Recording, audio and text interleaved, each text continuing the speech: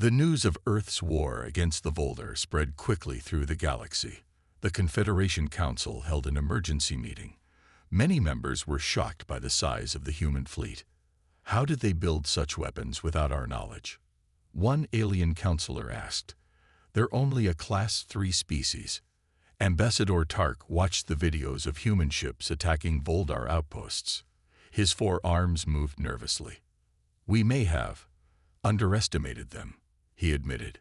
In deep space, the human fleet split into 3 battle groups. Admiral Min led the largest group toward the main Voldar base. General Hanna took a smaller, faster group to attack supply lines. The third group stayed to defend Earth and its colonies.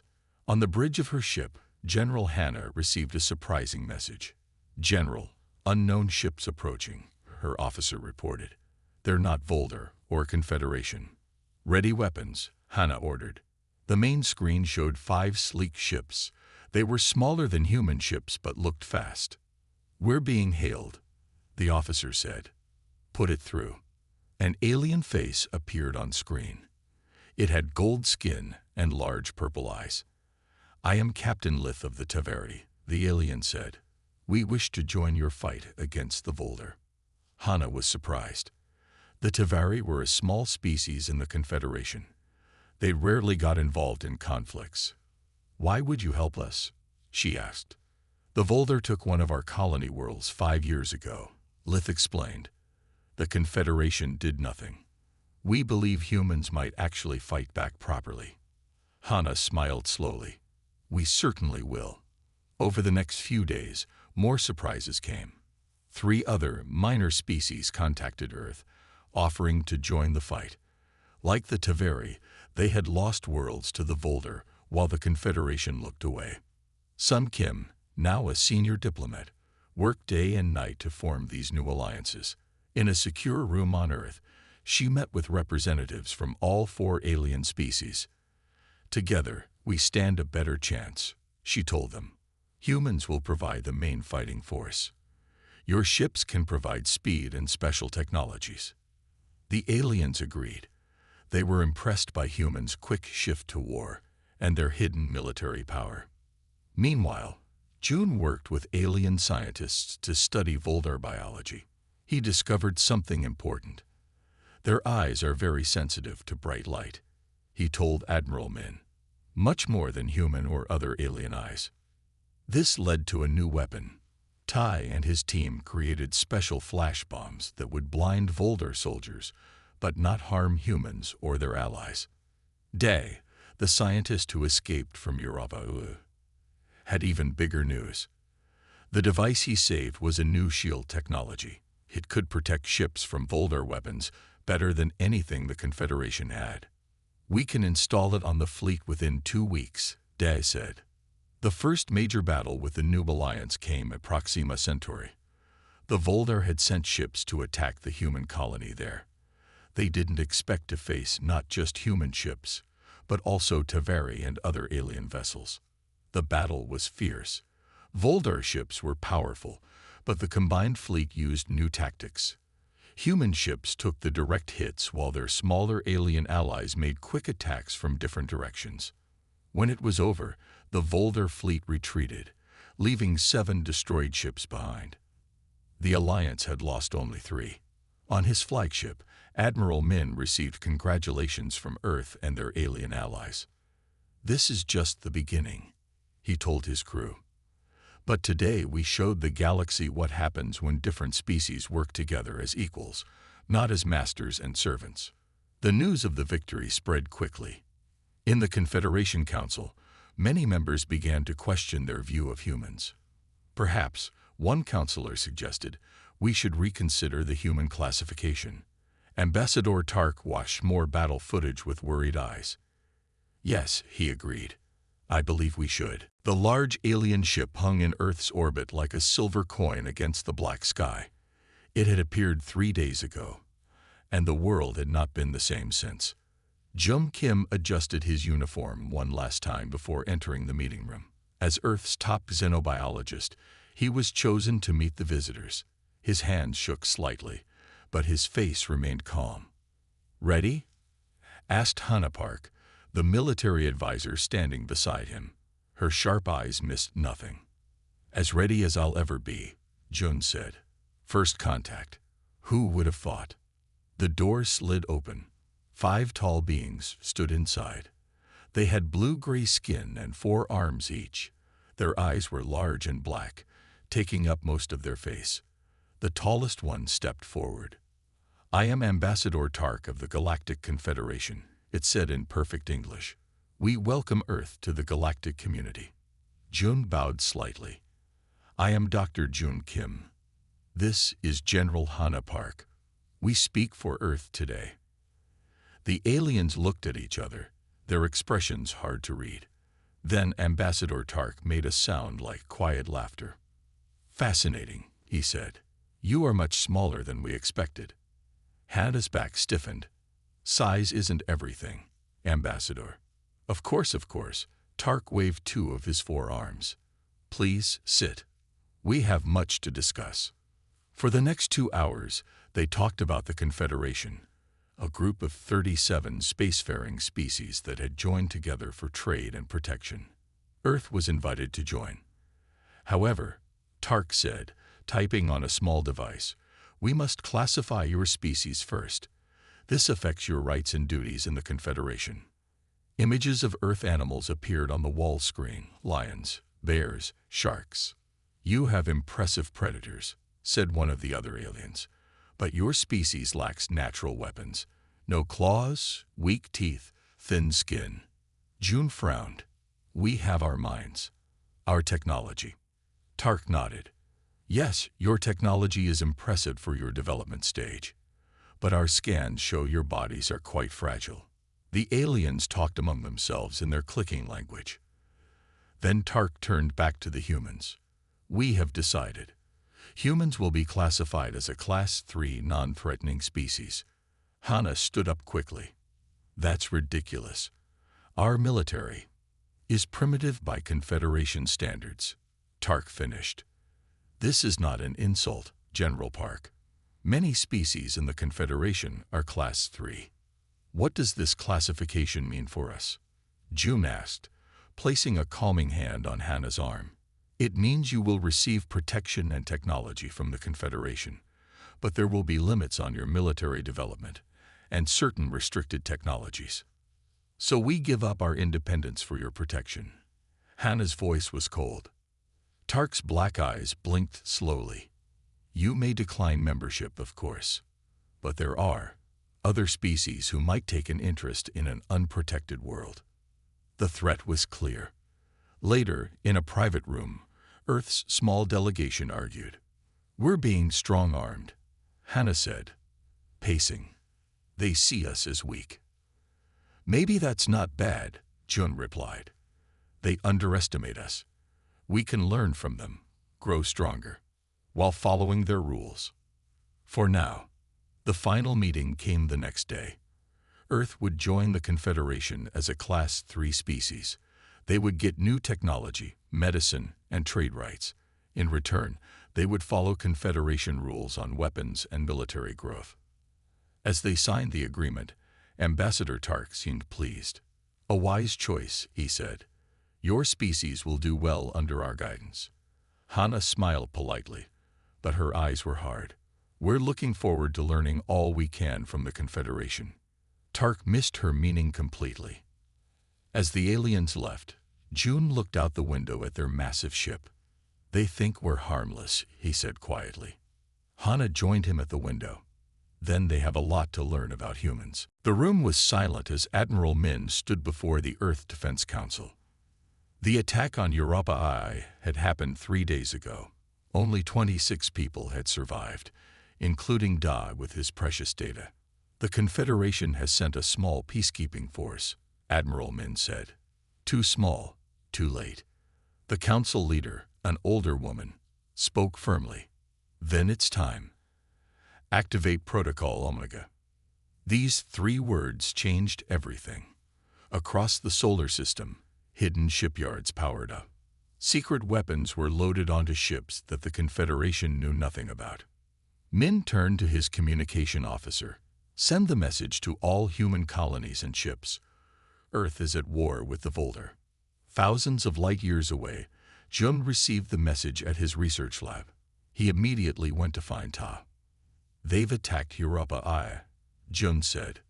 Earth has declared war. Ta's eyes widened. Protocol Omega. Yes, we're being called back. Within hours, they were on a ship heading to Earth. Many humans throughout Confederation space were doing the same. The aliens watched in confusion as their human workers and friends suddenly left.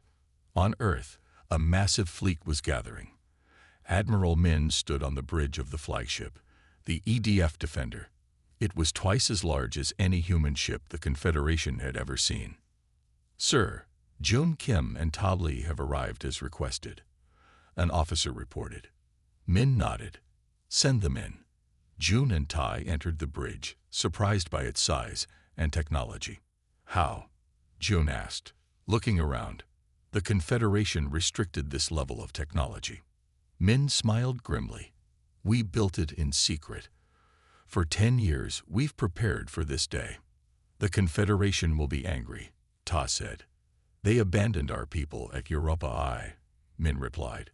We trusted their protection, and they failed us.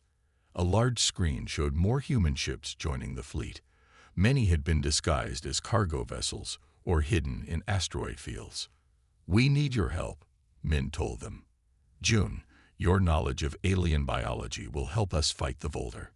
Tai, your engineering skills can improve our weapons. What about the Confederation laws? Jun asked. Those no longer matter, said a familiar voice. They turned to see Hana Park enter the bridge. She now wore a general's uniform. Hana, Jun said in surprise. You're part of this too. I've led our secret military buildup since first contact, she said. We knew this day might come. Meanwhile, Jin was using his trading ship in a new way. He was now a spy, moving through enemy space gathering information. His ship looked harmless, which was exactly what he wanted. As he passed a Voldar outpost, his sensors recorded their ship movements and defenses. The information would help plan Earth's attacks. Voldar patrol approaching, his computer warned. Jin put on a friendly smile as the Voldar ship called him. Human trader, state your business, a harsh voice demanded. Just delivering medical supplies, Jin said, sounding nervous. Approved by the Confederation. The Voldar ship scanned him.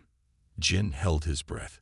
His secret recording devices were well hidden, but a deep scan might find them.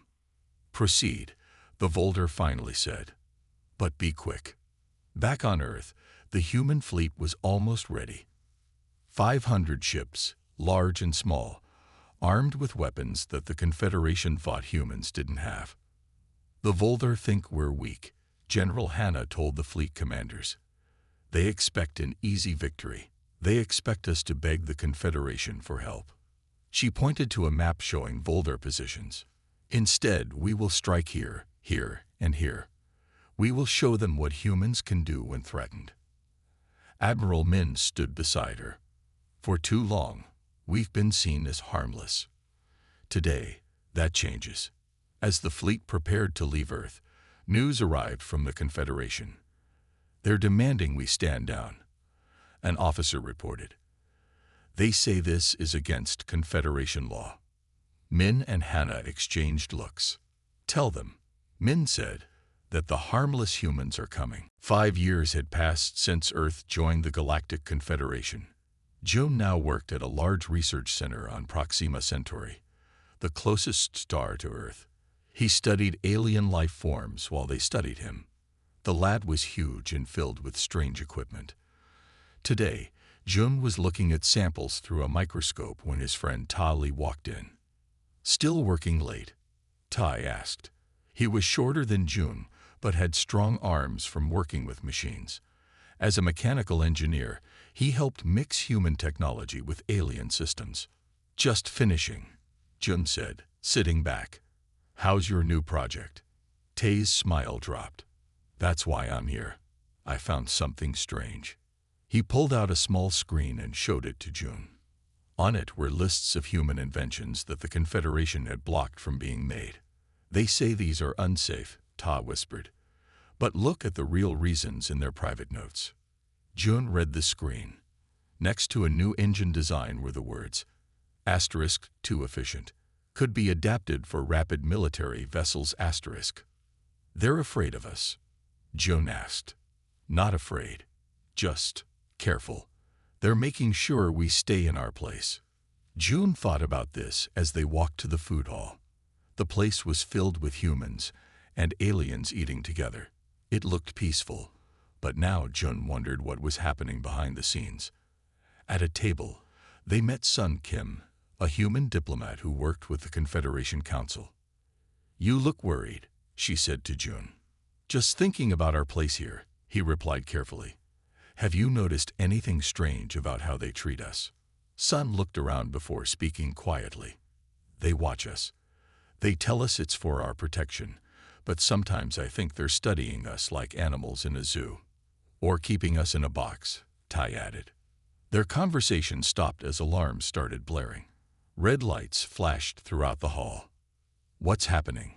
June asked a passing alien guard. Dravid pirates, the guard said. They're attacking the station for resources. Stay here where it's safe.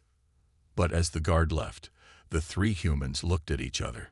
The Children's Learning Center is near the attack, Sun said. It's not protected well. Without another word, they ran toward the danger. When they reached the learning center, two Dravid pirates were trying to break in. The pirates were tall, scaly creatures with sharp teeth. They carried energy weapons. We need a plan, Ha whispered. I have one, Jun said. He grabbed a fire extinguisher from the wall. Sun, get the children out the back way when we create a distraction. June and Tai charged forward. June sprayed the cold foam into the first pirate's face. Tai threw a chair at the second one. The surprise attack worked. The pirates fell back, giving Sun time to open the door and lead the children away. But now the angry pirates focused on June and Ta.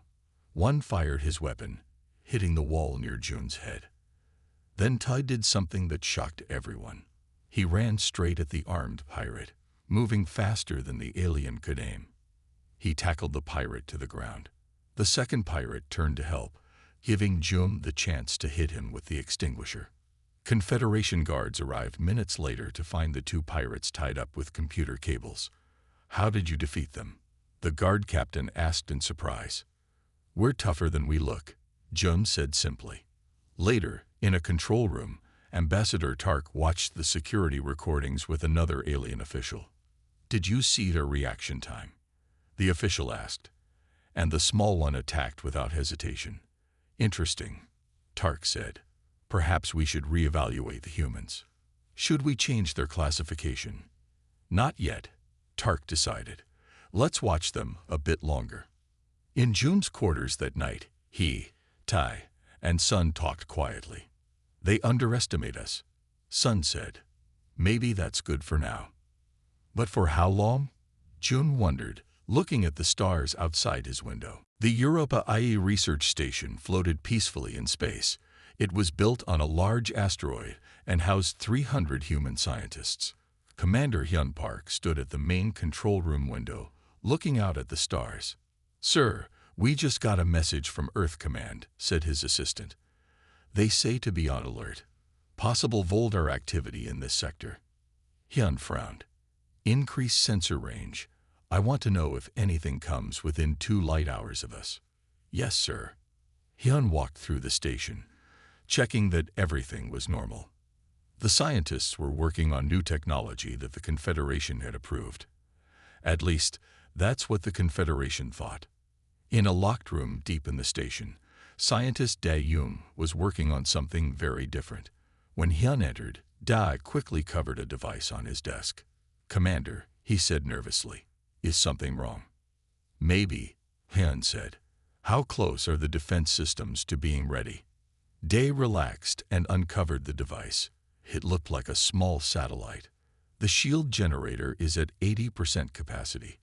The weapons are harder to hide from Confederation inspections, but we have 20 laser points installed around the station. Good, Hyun said. Speed up the work. I have a bad feeling. He was right to worry. 2 days later, the alarms blared throughout the station. Commander to control room, a voice shouted over the speakers. Hyun ran to the control room, where the screen showed 5 large Voldar warships approaching fast. They're not answering our calls, said the communications officer. Send an emergency message to Earth, Hyun ordered. Then activate the shields. The officer looked surprised. Shields? But we're a research station. Just do it, Hyun said firmly. Outside, a blue energy field surrounded the station just as the first Voldar ship fired. The blast hit the shield, which flickered but held. How long will the shields last? Hyun asked. Maybe 30 minutes against this firepower, Dai answered, rushing into the control room. Then we need to fight back. Activate Defense System Alpha. Hidden panels opened around the station, revealing laser weapons. They fired at the Voldar ships, surprising them. One Voldar ship took heavy damage. They didn't expect us to have weapons, Dai said with a small smile. It won't stop them for long, Hyun replied. Begin evacuation to the emergency shelters. The battle continued. The shields grew weaker with each hit. The humans' hidden weapons damaged 2 Voldar ships, but it wasn't enough. Shield failure in 5 minutes, the computer announced calmly. Hyun made a hard decision. Dai, take the research data and the prototype. Use the emergency pod to get away while we distract them. But Commander, that's an order. Earth needs to know what happened here and get this technology. Dai nodded sadly and left to prepare. The Voldar ships surrounded the station. The shields were almost gone. All non-essential personnel to battle stations, Hyun ordered. Scientists picked up weapons, ready to fight if the Voldar boarded the station. In a small room, Dai loaded the research data and the small prototype device into an escape pod. As he prepared to launch, the station shook violently. The shields had failed. Launch sequence initiated, the computer said. Through the pod's window, Dai watched as Voldar soldiers began boarding the station. The humans were fighting back with whatever weapons they had. The pod shot away from the station. Some Voldar ships fired at him, but he was too small and fast to hit easily. As he flew toward Earth, Dai looked back at the station.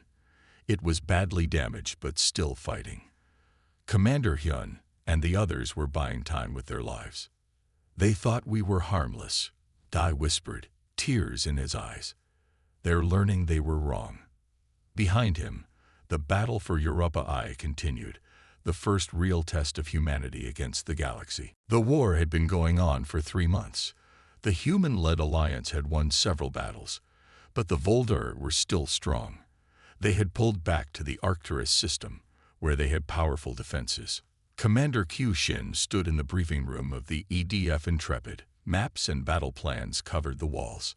Officers from human and allied ships waited for him to speak. The Voldar think they're safe behind their defense line, Q said. We're going to prove them wrong. He pointed to a small moon orbiting the 4th planet of the Arcturus system. This moon has their main shield generator. If we take it out, their entire defense system will fail. A Teveri captain spoke up. Their defenses are too strong for a direct attack. That's why we're not going direct, Q replied with a small smile. I'm taking a small team to the surface. We'll destroy it from the inside.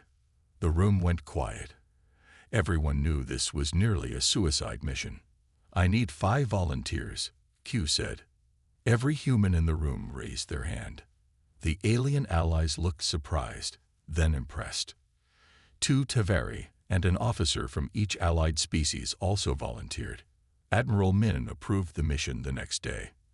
As Q's team prepared, the main fleet got ready for battle. Jun had created a new weapon for this fight.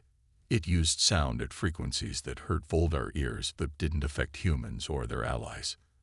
It won't kill them, Jun explained to General Hanna, but it will make it hard for them to fight.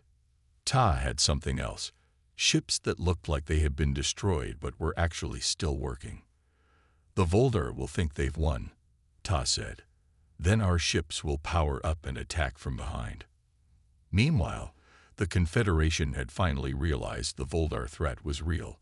They sent a fleet to help manage the situation. It arrived just before the battle was to begin. We'll take command now, the Confederation admiral told Min. No, Min replied firmly. This is our battle. You can join us or watch. The Confederation admiral was shocked. No Class 3 species had ever spoken to him like that. The battle began the next day. The human fleet attacked the Voldar defense line directly. It looked like a foolish move. Voldar ships came out to meet them. What the Voldar didn't know was that Q's team had landed on the moon 2 days earlier. They had been moving slowly toward the shield generator, avoiding patrols. Now, as the space battle raged, they reached their target. Charges set, Q told his team. We have 5 minutes to get clear. Suddenly, alarms sounded. Voldar soldiers rushed into the room. Go, Q shouted to his team. I'll hold them off. The team escaped while Q stayed behind, firing at the Voldar troops. He was hit twice but kept fighting. In space, the battle wasn't going well for the Alliance. Several ships had been destroyed. The Voldar thought they were winning. Then the shield generator exploded. The entire Voldar defense system went down. At the same moment, Tai's destroyed ships powered up and attacked from behind. June's sound weapon disabled many Voldar soldiers. The tide of battle turned quickly. The Voldar, caught by surprise, began to retreat. On the bridge of his ship, Admiral Min watched with pride. Push forward, he ordered. Don't let them regroup. The Confederation admiral watched in shock. How did they plan this? He asked his aide. This level of strategy isn't possible for a Class 3 species. As the Voldar fled the Arcturus system, news arrived from the moon. Q had survived, though badly wounded. He had killed 12 Voldar soldiers by himself. The battle was the turning point in the war. For the first time, the Voldar were truly afraid of humans. But their fear made them dangerous.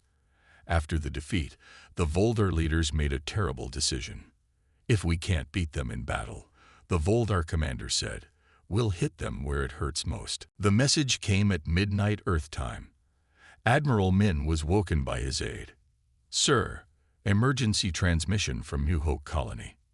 Min rushed to the command center. On the main screen was a young officer, her face covered in blood and dirt. Voldar ships appeared without warning, she reported, her voice shaking. They bypassed our defenses and attacked the civilian areas directly. Thousands are dead. The transmission cut off suddenly. The room was silent.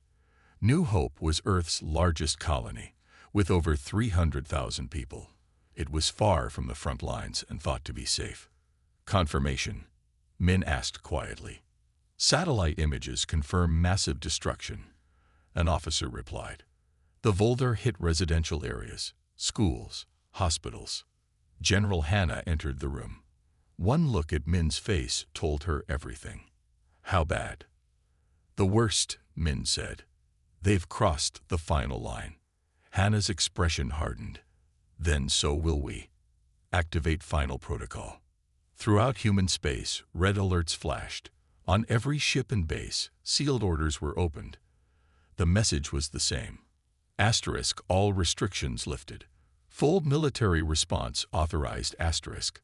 On his spy ship near Voldar space, Jin received the message.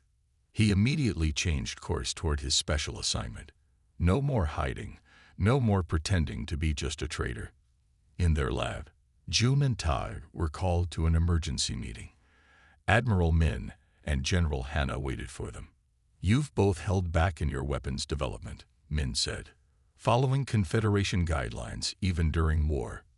Yes, sir, Jun admitted. Those guidelines no longer apply, Hannah told them. The Voldar have targeted civilians. We need everything you've been keeping in reserve. Ta looked at Jun. They both nodded. We have prototypes ready, Ta said. Weapons we designed, but never built because they were too effective. Build them, Min ordered. All of them. The Confederation Council called an emergency session when they heard about the attack on New Hope. Ambassador Tark was shocked. "This violates all rules of warfare," he said. "The Volder must be stopped." A message arrived from Earth. Sun Kim, now Earth's chief diplomat, appeared on screen. "The Confederation has two choices," she said calmly. "Join us in stopping the Volder, or stay out of our way. Either way, Earth will respond." "What do you mean to do?" Tark asked nervously. "Whatever is necessary." The human fleet gathered quickly. Ships that had been held in reserve joined the front lines. New weapons were loaded, weapons that even their alien allies hadn't seen before. On the flagship, Admiral Min addressed the fleet. "For 10 years we've played by their rules," he said. "We've held back our strength. We've been the harmless humans they wanted us to be." His voice grew stronger. "That ends today. The Volder chose to attack our families, our children. Now they will learn what humans are truly capable of." The attack began the next day. Human ships hit 7 Voldar worlds at once. They targeted military bases, shipyards, and weapon factories. The Voldar defenses, still damaged from earlier battles, couldn't stop them. Jin's mission was special. Using his knowledge of Voldar space, he led a small team to the main Voldar fuel depot. They planted bombs that would destroy it completely.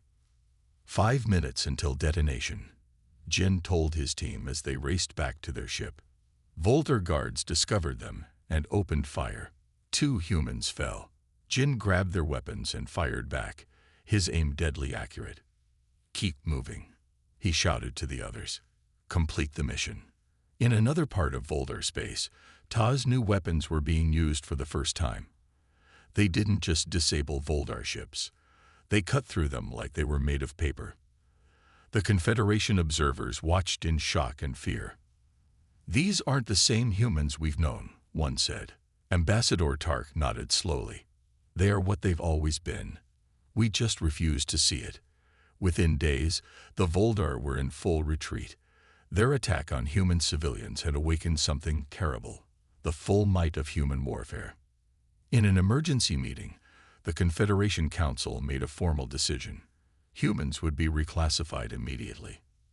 From this day forward, the Council leader announced, humans are recognized as a Class 1 apex predator species. 10 years had passed since Earth joined the Galactic Confederation. Humans had spread to many nearby star systems. They built colonies, traded goods, and learned new technologies. Most aliens still saw humans as weak, but that was starting to change. Jin Kang's small trading ship flew through space toward the busy trading post on Orion Station. Jin was a trader who carried goods between human colonies and alien worlds. His ship was small but fast. Approaching Orion Station, the ship's computer said, "Prepare for docking." Jin looked out at the huge space station. It was shaped like a wheel with many ships coming and going. As he got closer, he saw something unusual, many warships near the station. After landing, Jin met his alien friend Mirok, a tall green being with 6 eyes. "What's with all the warships?" Jin asked as they walked through the crowded market. "Bad news," Mirok said quietly. "The Voldar are causing trouble again." Jin frowned. The Voldar were a powerful species known for taking what they wanted. They had joined the Confederation only because they were forced to after losing a war. "What kind of trouble?" "They say they need more space for their people. They're looking at systems near human colonies." This was worrying news. Jin finished his business quickly and set course for Earth to report what he had heard. On Earth, Admiral Min Choi listened carefully to Jin's report. The Admiral was in charge of Earth's space fleet. He was an older man with gray hair but sharp eyes. "This matches our own reports," Admiral Min said. "The Voldar have been moving ships near the Europa IA research station." "What will you do?" Jin asked. "I've warned the Confederation Council, but they don't take it seriously. They say I'm being paranoid." The next day, Admiral Min spoke to the Council again through a video call. "The Council members, Aliens from different species looked bored. "The Volder fleet movements are threatening our research station," Admiral Min said firmly. "We request Confederation protection, as is our right." Ambassador Tark, now older but still in power, answered. "Admiral, the Volder claim these are just training exercises. As a Class 3 species, you lack the experience to judge military matters properly." Min's face showed no emotion, but his eyes hardened. "Then I hope you are right, Ambassador." After the call ended, Min turned to his officers. "Prepare the fleet. Keep it quiet." Meanwhile, Jin had not returned to his regular trade routes. Instead, he flew his ship near Volder space, pretending to be lost when questioned. What he saw scared him. The Volder were gathering a large attack fleet. Jin recorded everything with hidden cameras. As he turned to leave, his ship's sensors beeped loudly. "Warning. Ship approaching. Weapons active." A Volder patrol ship had spotted him. Jin pushed his engines to full power and ran. "Transmission incoming," the computer said. The angry face of a Volder commander appeared on Jin's screen. "Human ship, stop now or be destroyed." "I'm just a trader who got lost," Jin said, trying to sound scared. It wasn't hard. "You are a spy," the Volder said. "All humans near our space are spies." Laser fire flashed past Jin's ship. He was fast, but the Volder ship was closing in. Jin had one chance. He flew toward an asteroid field where his smaller ship could maneuver better. The Volder ship fired again. This time, the shot hit Jin's engine. His ship spun wildly. "Emergency systems activated," the computer said calmly. Jin fought to control his damaged ship.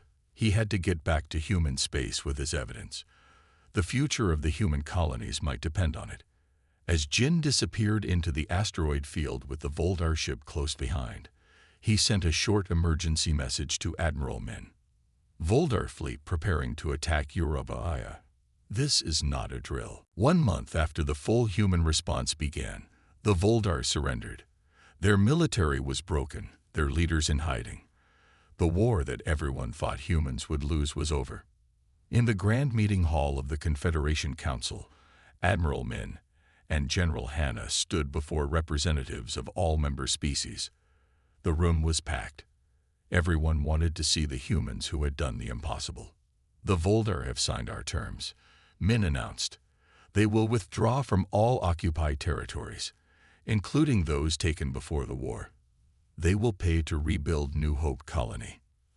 The council leader, a tall blue alien, stepped forward.